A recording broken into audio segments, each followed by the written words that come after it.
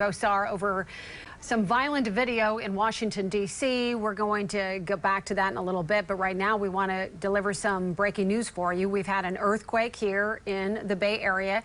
This is coming from the San Ramon area. According to the USGS, this is what we know right now. It's a 3.8 earthquake that occurred again over in the San Ramon area, about 2 kilometers northeast of San Ramon. We are going to be reaching out to find out if this has had any impacts on the BART system or any other public transit system in the area.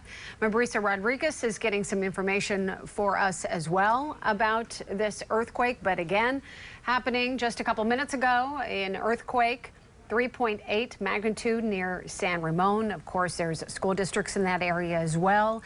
We kind of felt it a little bit here. Wasn't that powerful here, but we are reaching out to those people in that area. We've got some people on the phone right now.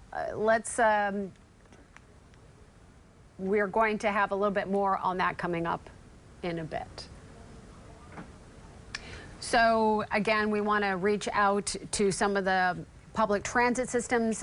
Most of the time when there is an earthquake in regards to BART, they usually shut down for a little bit, run their systems, make sure electronically everything is fine.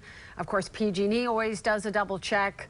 There is a substation over in San Ramon, so no doubt they are going through all of their systems to see if there was any kind of disruption or any kind of service interrupter on that. And again, just across the board, there is usually a protocol to try and make sure that there was no problems and there's no outstanding problems in regards to this earthquake. Again, it was a 3.8 magnitude according to USGS. And then as I was pulling up the USGS map, I was also noticing that there was an aftershock shortly thereafter, a 2.6 aftershock, about 9.3 kilometers away from where the 3.8 was.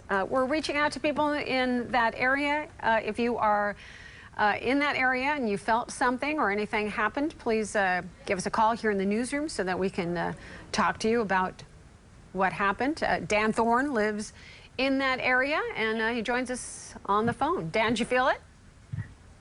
Hey, Teresa. Yeah, I felt it here in Pleasant Hill. I'm at the border between Pleasant Hill and Walnut Creek. I was just kind of minding my own business here in my apartment, getting ready for the day, and you know, because we work the evening shifts, right? So I was like, what was that? You know, just sort of like the shaking, because I know that most of us were thinking to ourselves, okay, that's either an earthquake or like a large dump truck just drove by outside, right? But when you get that sort of like rattling, that quick little jolt of shaking, and you feel your building or your home or whatnot moving around, you're like, oh, that's definitely it. So what's the first thing we all do? We all run to social media. We all run to Twitter, and we start looking at the hashtags, because here in the Bay Area, it just blows up, and everybody starts talking about it.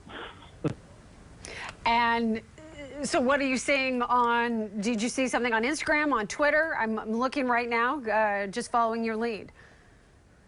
Mostly people just on here, you know, if you look up like hashtag earthquake or whatnot, people just always go, you know, they want to confirm whether or not they're going crazy, you know? Yeah.